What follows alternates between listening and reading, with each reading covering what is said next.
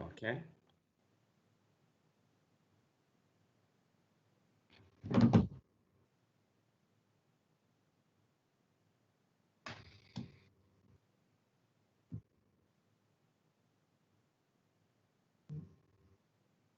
Power is charged so that I will not lose power during the show. Yeah.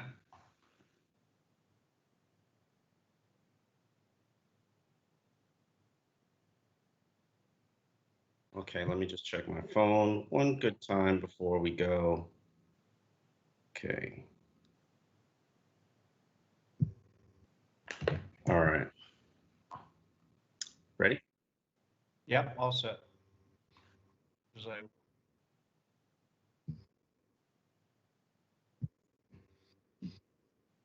Well, Dolphin fans, it's time to unwrap that new toy.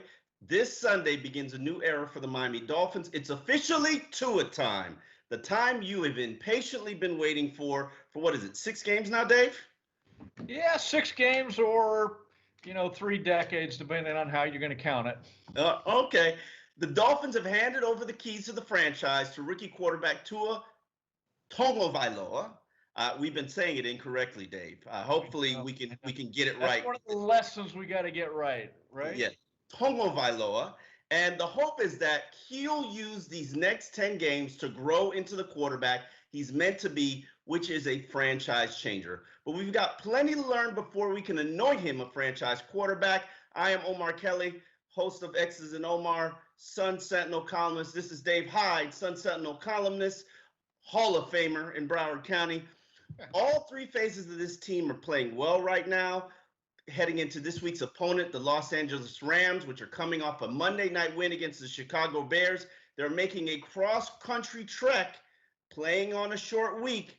We all know that this time would eventually come, but why is this the right time to start Tua? Because, well, look, you had an off week, you're into the middle of the season, and if you're gonna pull the plug on Ryan Fitzpatrick, you could have done it at 1-3. I would have been fine with it. You could do it now. I'm fine with it. You could do it in a week or two. Be fine with it. But at some point, you had to do it, and I don't think there's anything, specific that said, "Oh, they got to do it this week." So why not do it, let's say, after you play the next 2 games? After you play against the best defense you're going to face all season in the Rams? Do you really want a rookie to do that? And let's say after the Cardinals, let's say 2 more games, what difference does it make? There's no Duke on the schedule out there for him. There's no. Hey, Duke is a formidable opponent these days. Ask them. Okay, let me. We could no Florida State out there on the schedule for him. So I feel better. So get it out. Just get going. I mean, you sit there and you try to handpick exactly where he should go. Look, Justin Herbert started at Kansas City, last second emergency starter against the Super Bowl champs, and he did great. Okay, so I think a lot of times you can overthink something like this on trying to pick exactly when he should go or shouldn't go. Just get him out there. It's time. At some point in the midseason here, it was time to get Tua out there, and that's exactly what they're doing. All right, Omar, let's talk about one of your stories this week. Yesterday, you reported Xavier Howard is there's a little exploration about a trade for him. Um, let's talk about it. And I think, look, the Dolphins put out a denial of it. I think that there's a little hang up over, what is an exploration of a trade or what is shopping, which wasn't the word you used, but often it gets hung up on shopping a guy around. Why don't you take it from here and tell us what you heard? I am reporting and consistently will still continue to report that the Dolphins have had multiple trade discussions regarding Xavier Howard. Now, clearly, they are not getting what they're asking for, which is why you're getting these strong denials. Did they make the calls expressing that, hey, Xavier is on the market? No, they did not. However, they have been talking to other teams about potentially trading Xavier Howard, and it has gotten back to Xavier Howard and his team. it's an uncomfortable spot to be in, primarily because Xavier arguably is top player on this team, Dave, correct? Yeah, it's top talent right now. 4 interceptions in a row. I mean, at a impact position. I mean, he's their best player. And after they spent more money on Byron Jones, after they went and drafted Noah Igbenogany, there's some concern that Xavier Howard is in this team's long-term plans, as I know your opinion is he should be. Yeah, if I'm the Dolphins, I am listening to what I can get for Xavier Howard. Right now, you would be selling high, all right? And I didn't understand. I mean, I understood why they gave him a big contract because of his talent, but I didn't understand it from the timeline of Xavier Howard and the Dolphins timeline. I just don't think they match up real well when, especially when you factor in his injuries. Okay, are you going to be able to count on him? What are they going to contend for a something important, not contend for a wild card playoff spot? With 2 years is my bright scenario that they could, where they get the next draft picks, they get a year under their belt, and then they're ready. And Tua would be ready by then. Okay, so Xavier Howard at that point would be 29. He's had 3 knee surgeries. Will he be at the top of his game starting in 2 years for the next 3 or 4 years, considering that's, you're hoping to make a sustained run of contention? Who said he won't? If we're looking at it, he's 4 interceptions in 4 games, and he's still not right all the way. He's still not back in terms of having his explosion and recovery speed. But as we've seen, that the ball finds him, or he finds the ball. The question for me is, how comfortable are you with him? How comfortable is he with you? And whether or not you have a future together. And I think that was kind of the major concern. And the reason, yes, could they potentially have been trying to not sell him, but trade him while he's hot and see what they can get for him? It was certainly discussed. I'm not the only media outlet in South Florida that reported that they had multiple conversations with teams. The question is, do you have a trade on the table? No, you don't have a trade on the table, and I doubt you will by Tuesday's deadline. So they came out with this emphatic denial. We're not trading Xavier Howard. Okay, great. You're not trading him right now before Tuesday's deadline. But my question, which is a bigger question, is, does he have a future with this franchise? Does he have a future with this team? And is he comfortable with this franchise right now? This isn't the first time that they've had conversations. And let's get this out here. The Dolphins have never called a team about any player, trading any player. Yet they've just so happened to have made more trades than any team in the NFL going back 5 years.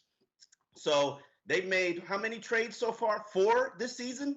So let's not put this out there that every trade ever happening for the Dolphins, somebody is calling them.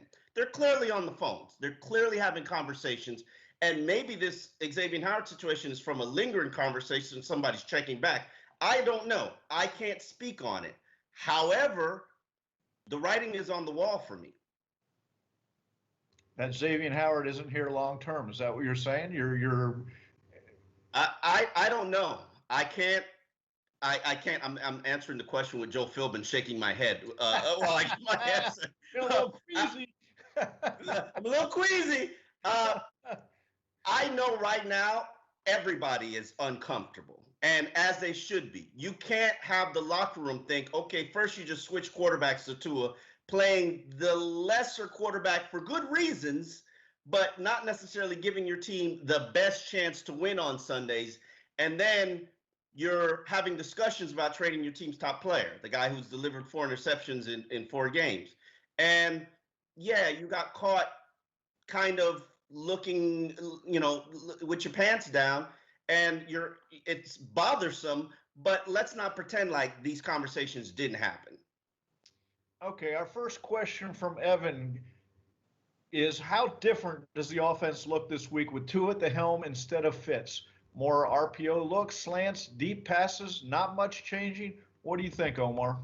Well, considering they had one team meeting last week and one team meeting yesterday, a walkthrough, and then we'll practice today for the first time, I have a hard time saying to myself that, oh, they're going to insert a completely new offense and be a completely different team. Yeah. Will there be more RPOs? Yes. Will there be more slant passes? Absolutely. I think that's the best throw that Tua throws. More deep patterns? Maybe, because he's got a better arm than Fitz. Not great. But I don't expect it to change that much. Chan Gailey is viewed as somebody who was ahead of his time when it came to spread concepts. There's some speculation out there that he was a part of the RPO game back in his days of Georgia Tech and things of that nature. I cannot confirm that, but RPO isn't new. Spread concepts aren't new. Has Changeli probably had a Tua package for quite a while? I certainly do believe so. The question is, will they use all 30 of those plays? Yeah, look at what they called in his brief cameo the other day against the Jets. First one's a rollout pass, which we didn't really see much of Fitz doing that. We saw Fitz mobile and run, but not rollout passing a lot.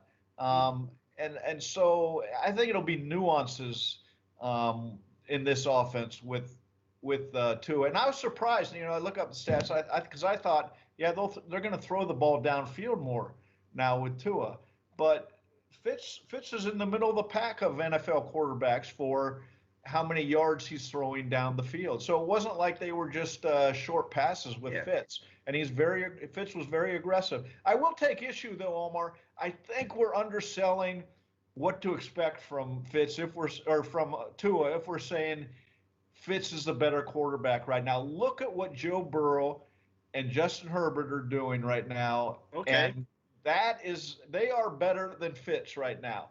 And so our expectations should be that Tua plays better than Fitz. And that's why he was drafted this high. How many wins have either of those quarterbacks delivered for their teams? Well, then you're getting into other issues. You're getting into a lot of other issues. That's fair. While you say maybe statistically they're better, they're probably also numbers-wise better because they're usually playing with the lead. Cincinnati Bengals are playing with a deficit. Cincinnati and throwing a lot. Actually, it's the opposite though with Herbert. They've had double-digit leads that they've blown, and I think 3 of his 5 starts or 4 of his 5 starts, and they missed a couple late field goals that would have won or tied games and sent them into overtime. So, I mean, and the other thing is Herbert he played his last game without 4 starters. So it isn't like it's a perfect situation for any of these guys, and it's not going to be a perfect situation for Tua either. But I think, and I've been there too. I'm tamping down the expectations on Tua, and I'm thinking, why are we doing that? That he should be better than Ryan Fitzpatrick when he goes in the game right now. All right, okay, if you say so. Dylon asks, do you think the starting O-line stays the same, or could Jesse Davis move back to right tackle to protect Tua's blind side? Go ahead, Dave. My thought is it stays the same. Right now, defenses can move, and Aaron Donald, they can move them wherever they want to get the matchup they want. And so, my thought is get your best offensive line out there, and you need 2 good tackles right now in the league. And yeah, it's just the blind side. I get that. But the blind side of now isn't the blind side of it was 20, 25 years ago when you would line up Jason Taylor until Nick Saban got here. You line him up at left end and let him play there for every snap of the game. So it's a different NFL in that regard. To me, Jesse Davis is the ultimate fill-in guy in terms of he can fill it in any spot, probably outside of center, and play at a relatively high level. But the right side of that line has to be Robert Hunt and Solomon Kinley. You drafted both of them in the early rounds of last year's draft. They are supposed to be the future of the right guard and the right tackle. And I think that they played pretty well in the last 2 games. Obviously, production of 2 wins, and they need to continue to develop chemistry. I think you only consider moving Jesse Davis back to right tackle when Austin Jackson gets back, and nobody knows what that timetable is. UCR42 wants to know, with the Dolphins banged up at defensive tackle and linebacker, will they be able to give a respectable showing against the Rams' power running game? Yeah, that's a great question. To me, you look at these next 2 games. The Rams are 7th in the league in rushing. The Cardinals are 2nd in the league in rushing. And what's the big question? They just lost Kenyon Drake. Huh? They just lost Kenyon Drake.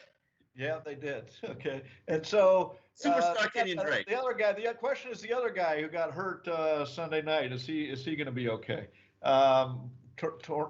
He twisted his ankle. I can't think of his name as we're sitting here live. But so yeah, that's been the question about the Dolphin defense from before the opener, when Cam Newton ran a career high, was it 17 times against the Dolphins, and so can they?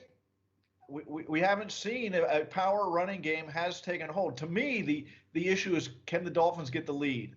Yeah. Can they put some pressure, make it a little easier for the Dolphins in that regard. But let's remember, with Byron Jones back too, they can do different things defensively when you just match up and lock up two cornerbacks, from rushing the passer to playing the run game. They got more freedom now to scheme some of that. Well, that's going to be hard to do with Raekwon Davis, who's replacing Davin Godchow, having a shoulder injury. A defensive tackle or nose tackle with a shoulder injury is a bad look. Kava Noy's got that growing injury that kept him out of last week's game. He's a key, integral part of this defense. And then his backup, Andrew Van Ginkel, he suffered a concussion in the last game. Obviously, 2 weeks is probably enough time to get you out of concussion protocol, but he's got to be on the field. So right now, Kwamu Gregaire-Hill, he's playing going to be playing with a cast in his hand. So there are some challenges to this game, to this team, and we'll talk about that a little bit later in the third segment. All right, time to play Omar's favorite X's and Omar game. True or false? This is your favorite one? You like this the best, Omar? Yeah, I like it. It's my favorite. We're throwing a little twist this time. It's Tua or false, where we evaluate. Because he's the truth, Dave. He's the truth. He's the truth. Is that where you're going? You're going to the truth already. Listen, I still haven't. I usually have nicknames for all the quarterbacks. It has to come organically. So we'll allow it to come organically. I will say Tua has something that no quarterback I've seen entered in last since the Marino had, which is a lot of the writers really have been pushing for him from the draft through his talent, and it's a lot different than it was when Tannehill started. A lot of the media is think he is the answer, so we'll see. Okay, our true or false. Randy has our first true or false question. Tua's athleticism and mobility gives him an advantage against the Rams' defensive front that Fitz doesn't have. That's false. Fitz, second leading rusher, led the team in rushing last season. Fitz is athletic, mobile. He's got pocket presence. I think Tua has pocket presence as well. His ability to scramble. But Dave, I'm going to let you in on a little secret. I'm scared. I'm scared for Tua. That RPO, the run pass option, does that scare you, Omar? Not the run pass option. That the element of the run isn't necessarily Tua running an RPO. It's a play where you're opting, and people have gotten on us a little bit about our belief of RPO and understanding. I get it, but you're still the quarterback's got some decisions to make, and one of them he still can run. That is an option. He can still run. That's a key element of the RPO. And to be honest with you, I'm terrified of Tua running. I don't want him running. I don't want him scrambling. I don't want him taking unnecessary hits. I just don't, because that hip, you know how I feel about the hip.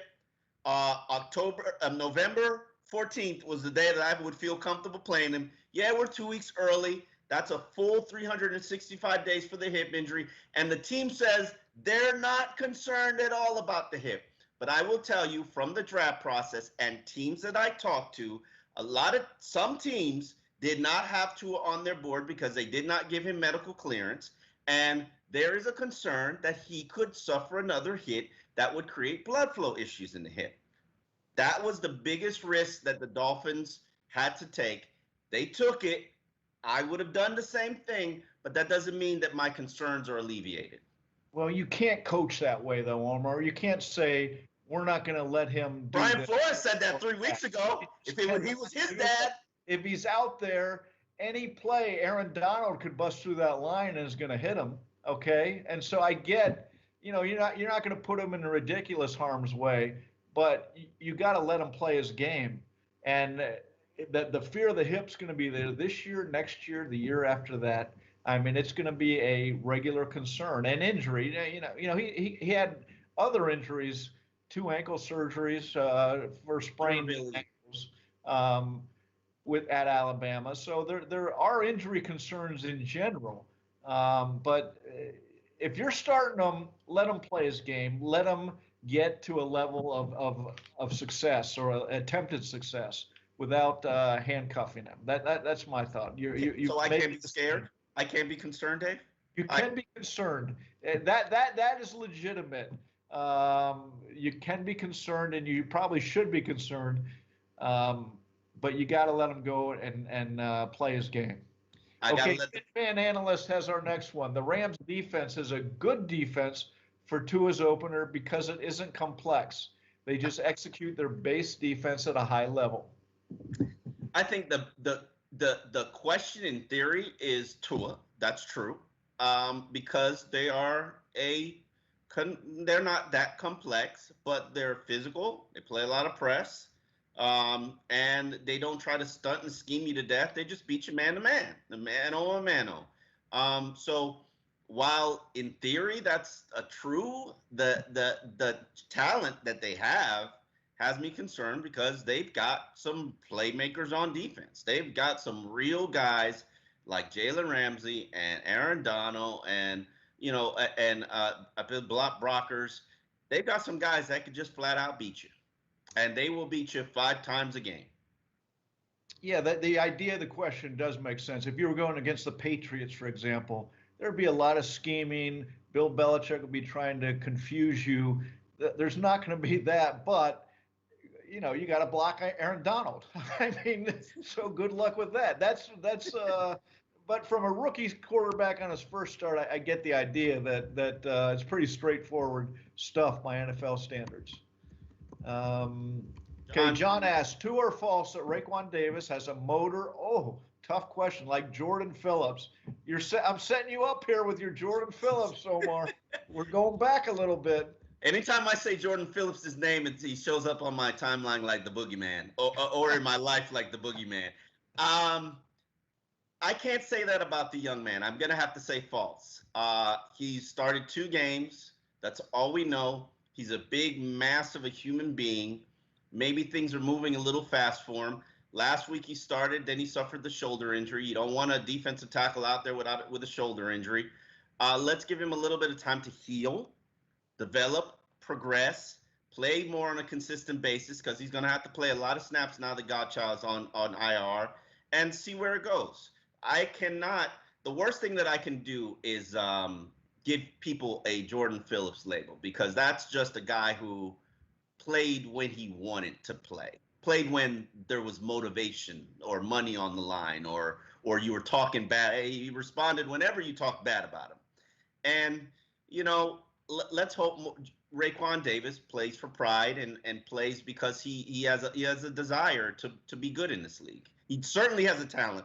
I would argue outside of Tua, he's probably the most physically blessed and gifted rookie that's on this team.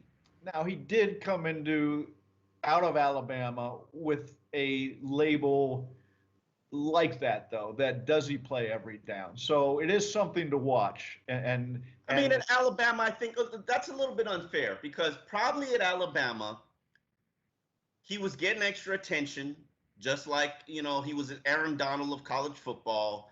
And, not everybody's going to try to destroy 2 double teams. Everybody ate off the table that he set. And in fairness to him, he probably knew he was coming out in the draft and was trying not to get hurt.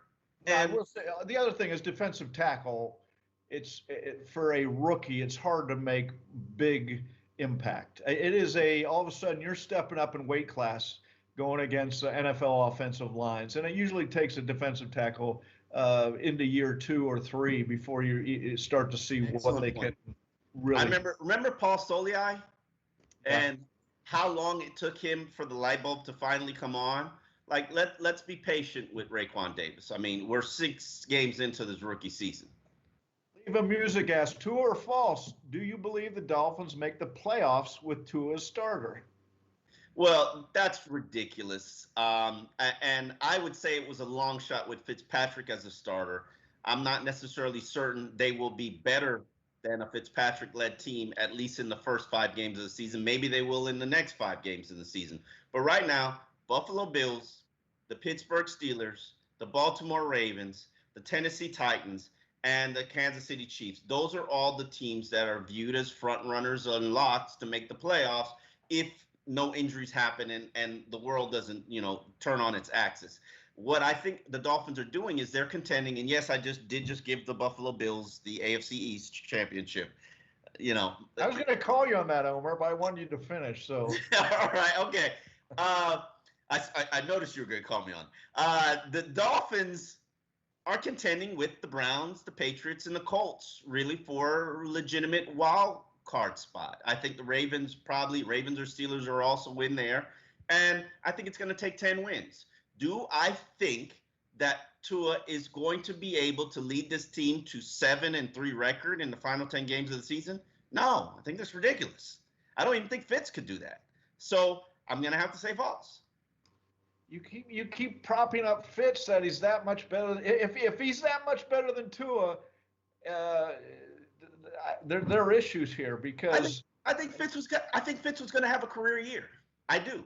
He was on pace for a career year. He was the 17th quarterback in the league, so you're right. That's probably a career year for him.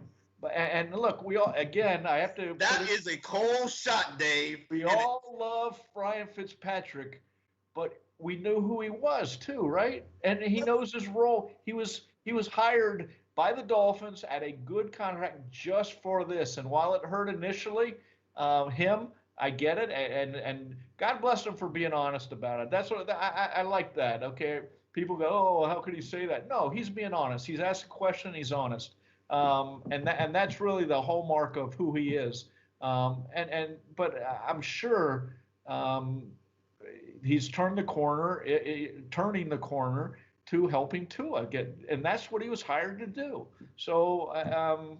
And Tua. And I do believe that Chan Gailey was hired to build an offense for Tua. So I fully agree with you. I mean, we knew it was coming. It just hurts right now, Dave. As Ryan Fitzpatrick says, it just hurts. Is your heart hurting, Omar? Is your heart? The mistake that I've always made in terms of, and this is a moment of transparency, the mistake that I've always made in terms of covering the Dolphins is thinking about that season and those teams, 2016, 2017, 2018, 2019, 2000, and now 2020. That, despite what you want to hear on players talking on Zoom press conferences, they were hurt by Tua being named the starter because they felt like the team and management pulled the rug from under them. Fitz was hot. That was their leader. Fitz is the alpha male of the team. They wanted Fitz to take them where they were going to take them, or at least have the opportunity to lose the job. Now, that didn't happen, and for the right reasons. My mistake is I always look at it from the 2000 team's perspective. But in totality, if Tua is who he's supposed to be, 2020 doesn't matter. What matters is getting him the experience that he needs to be the quarterback that he's going to be. And you just got to look at the bigger picture, and that was the right thing for the franchise. Yeah, I think they handled it a little clumsily, and just a little bit. I wrote a column about it. Even, look, they had to know this was coming. Yeah. And yet they kept putting out the message, Tua is not ready, Tua is not ready, as recently as 2 weeks earlier. And a very heartfelt almost message from Brian Flores about my son. Piggybacking on what you're saying, Flores' clumsy explanation to my question about if you knew you were going to go this route, why did you say that he wasn't ready, you're concerned about the injury, and then not get him involved in the games? And the explanation was like, oh, just like the injury report, we have to take things on a day-to-day basis. I'm like, come on, man. Well, the other thing that from a planning and here's our blueprint. They should have got him into games against San Francisco and the Jets more. I would have liked to see him have a few series against them. Treat those as, when you have 2 blowout wins, what an opportunity. They could have played him against Jacksonville if this is where you knew you were going. Yes, absolutely. So, something changed in their thinking. And to me, this was always Brian Flores' decision. This is a head coach's decision. It's not a GM's decision. It's not the personnel department's decision. But something changed in his thinking in the last, couple weeks. So, all right, Seth Parker. You mean from Sunday to Tuesday? Sunday to Tuesday, right? Basically, yeah. Seth Parker wants to know, true or false, Dolphins should work Lynn Bowden and Malcolm Perry into the offense more to give Tua its targets. He's already built some chemistry with. It's true that those are the weapons that he's probably built chemistry with as the second team quarterback and as the scout team quarterback. Both are talented guys in terms of making people miss. And I do think that that's the missing ingredient in this offense that Tua needs. He needs a guy that he can throw a check down pass to. They can make the first defender miss and get you extra yards. However, I will add on to that by saying neither of them are as polished or talented a receiver and special teams contributor as Isaiah Ford, who is probably one of the smarter receivers in that unit, can play every position, and Mac Hollins, who is their top special teams player. He is a hell of a gunner. Whatever you want to say, I would probably rank Mac Hollins as a top 10 performer on this team in terms of doing their job well. He's killing it as a gunner. And you just can't activate either of those players ahead of, Isaiah Ford and Mac Hollins. Yeah, I get the idea of chemistry and all that, but let's remember, this was scout teams. These were not they're on scout team for a reason, okay? You want to play with the best talent you have a chance to win with, and those guys evidently aren't ready. If we're talking about best talent, though, I would have to argue that Lynn Bowden is probably the best talent, one of the best top 3 talent-wise at receiver for the Dolphins, talent-wise. Okay, but he was drafted in what round? The 6th round, 5th round? Third round. He was drafted in third round, and he's a rookie, and he was traded by the Raiders already. So, I mean, there's a reason for all that, and it must be that he's not quite ready for the NFL just yet. Okay, and that's fair. Okay, next one. True or false? At the end of the season, Tua will be rated lower than both Justin Herbert and Joe Burrow in QBR. We're going QBR now, not just some ratings, huh? I'm uncomfortable with QBR. I still haven't fully. My mind is more open to it after Fitzpatrick explained why he, as a quarterback, prefers QBR, and I still need to examine how I feel. I'm a passer rating guy, but bottom line, none of that matters. And interestingly enough, I was doing some statistical studies this morning. 11 teams have over 100 passer rating, and I'm like, 11 teams, nearly half the league, has over 100 passer rating. So the league is changing a little bit. I don't think it's about passer rating. I think we should count up the wins and losses and see who has a better win percentage. And that's who you can stack up as the better quarterback. Right now, Joe Burrow has no line, no line to work with. And he's just it's sack city for him.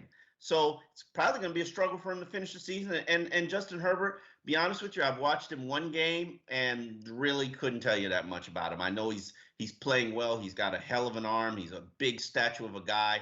But I still rather Tua. There's an intangible, a moxie, a presence about Tua that Justin Herbert doesn't have. And after 14 years of covering mediocre, incompetent quarterbacks, and no disrespect to Ryan Tannehill, because he's one of the best quarterbacks in the league right now. I humbly apologize for calling you mediocre and incompetent. Mediocre and incompetent, Omar. Come on. If we learned anything from the Till era, it's that, yes, your supporting cast counts, right? That's fair. Yes. And so look at Burrow, has no supporting cast. If he survives this season physically, that's an accomplishment, okay? Because he's getting pounded, okay? And that's not a surprise, but his coaches could help him out. That's all I want to say. They can help put him out of harm's way on some of those plays.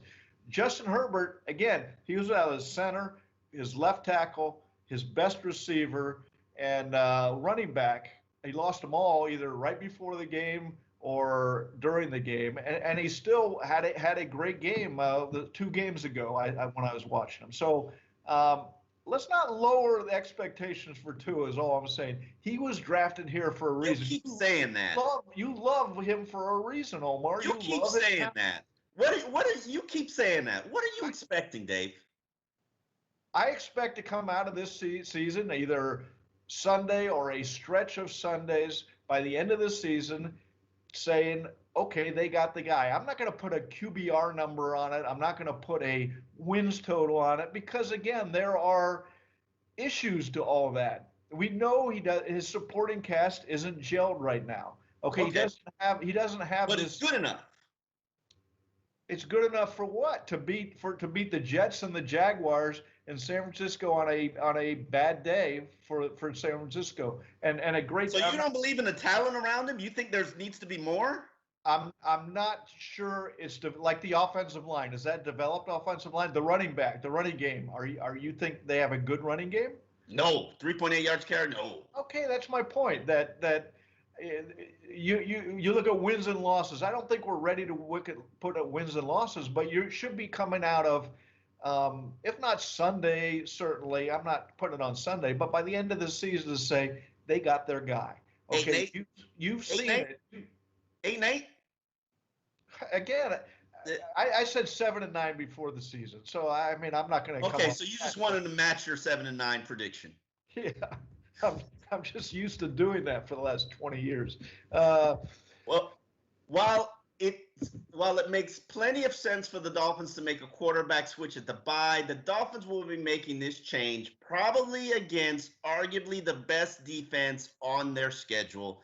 The Rams rank 6th in yards allowed, 312, second in the NFL in points allowed, 17.7, which is right ahead of the Dolphins, which is 18.8. On a scale of difficulty, Dave, how difficult is this game? Is this start going to be for Tua?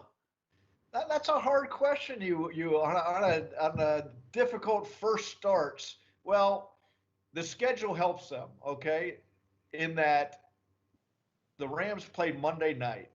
Now they're flying across the country. They're playing in the heat, and it's still hot in South Florida. All that stuff helps them. But it's a tough defense. And, you look at when Marino's, are we looking at historical context for first start? So that was my issue with the question. That's what I come to you for, Dave, historical context. Dan Marino started off against a mediocre, at best, Buffalo team, and he lost 38-35.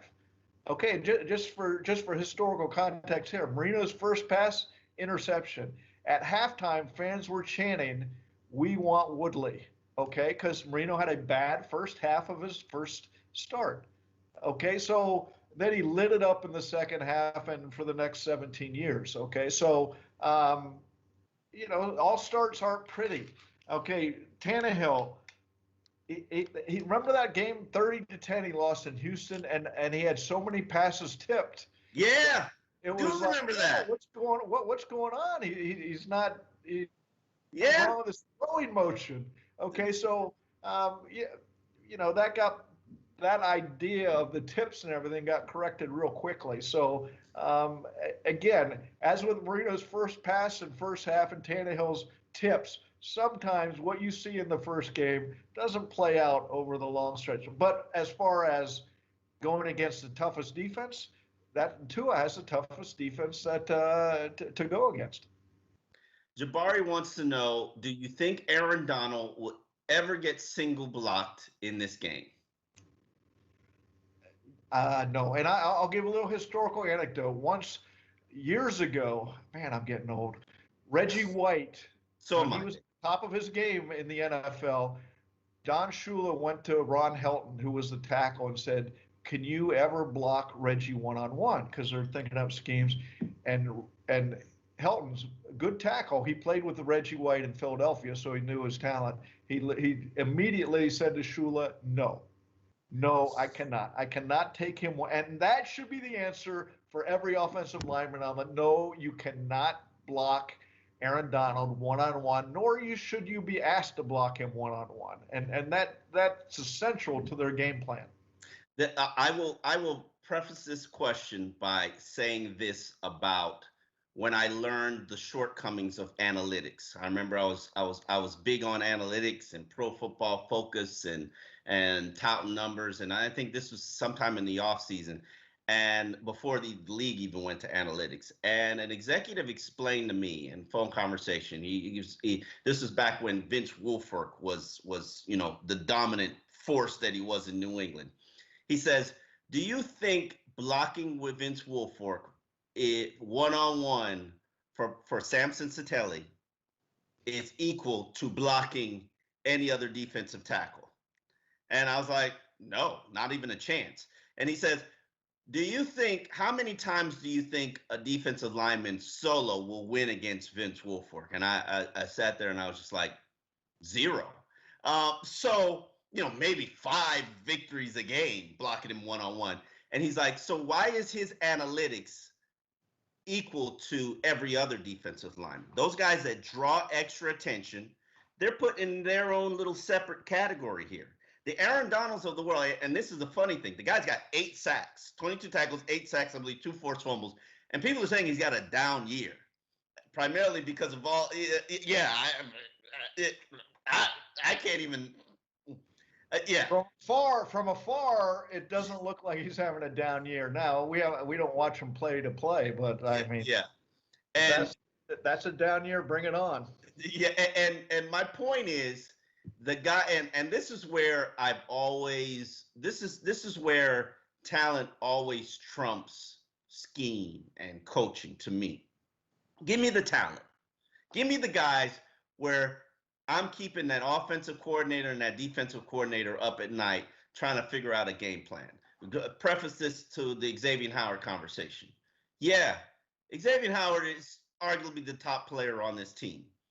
An offensive coordinator like Adam Gase has to figure out a game plan, especially if you know Xavier's skill set, that can allow you to look respectable, because Xavier is going to try to bait you, and if you throw in his area and the pass isn't on, there's a good probability that it's going to be intercepted. That's what he brings to the table. So he's keeping an offensive coordinator up at nights.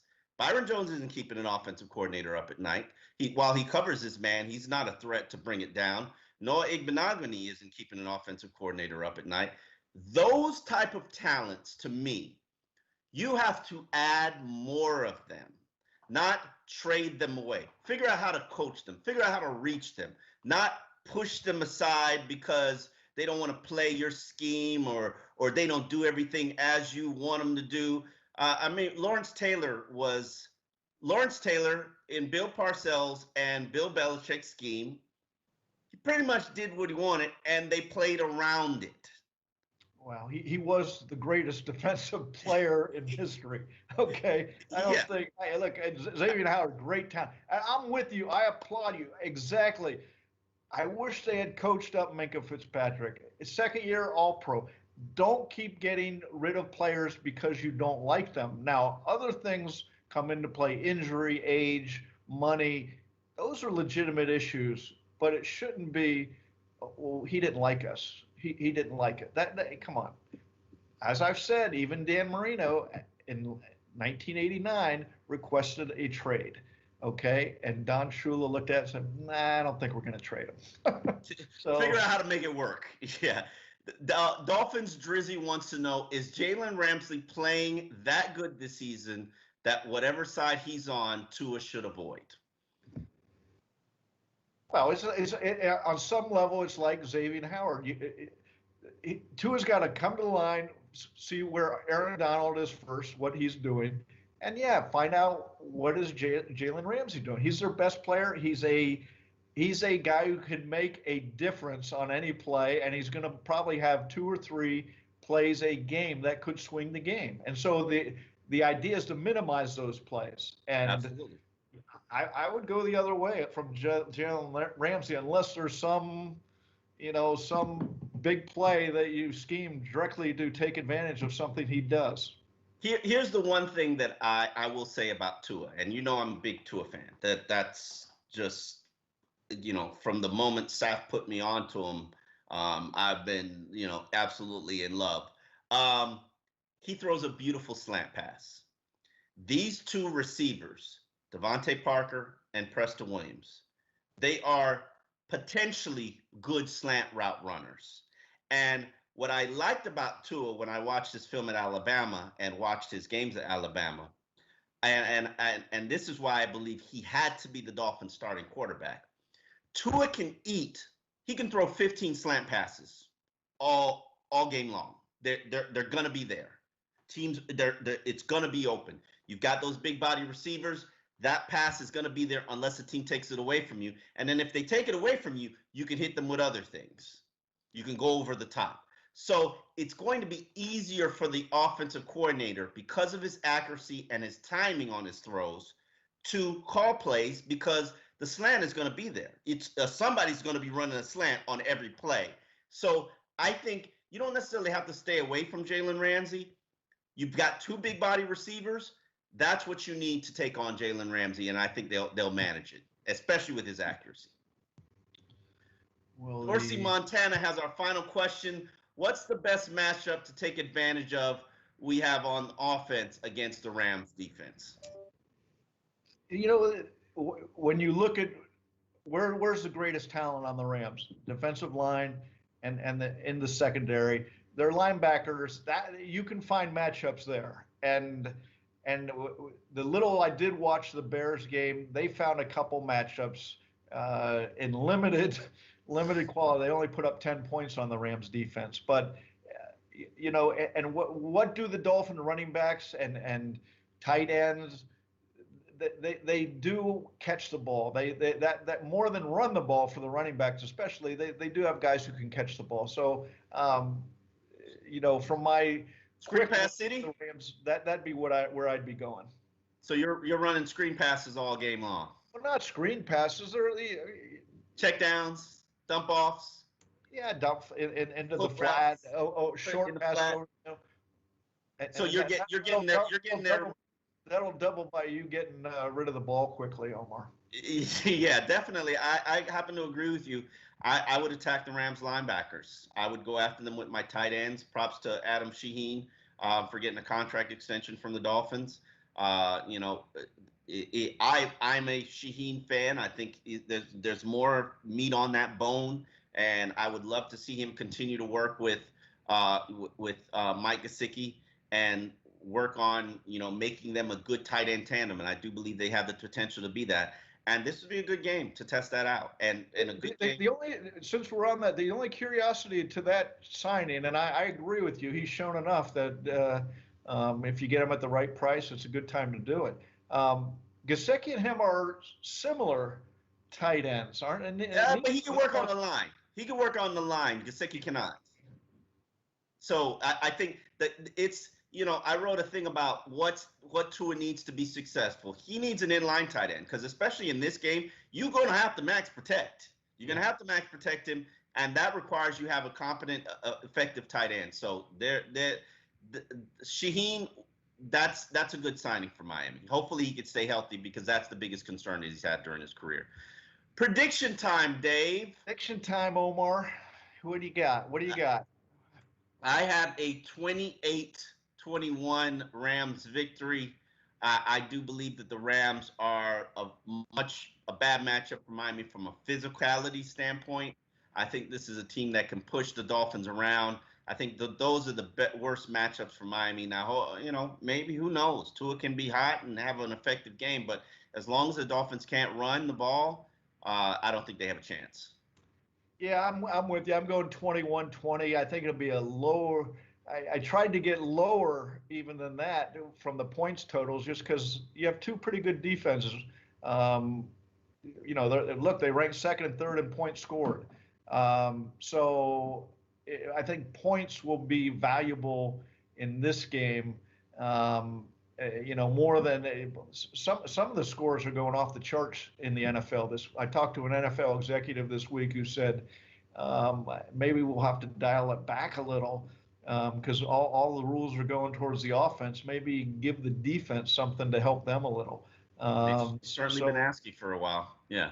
yeah, so but I'll go 21-20 Rams for all the same reasons you do. I just think physically, and they're down the road. They're back down they had their Super Bowl team. They had their down year last year, and now it looks like they're down the road of development, getting back to that team that at 6-2, they're one of the better teams in the league. Yeah. Well, thank you for watching X's and Omar's. You can find us on where you find your podcast. Just search X's and Omar, and this will be produced on the Sentinel website later on today. Thank you for watching.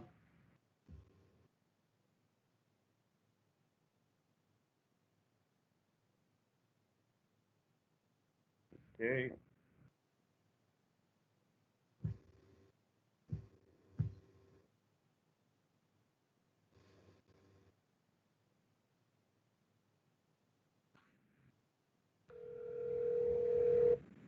You going to a game, correct? Yes.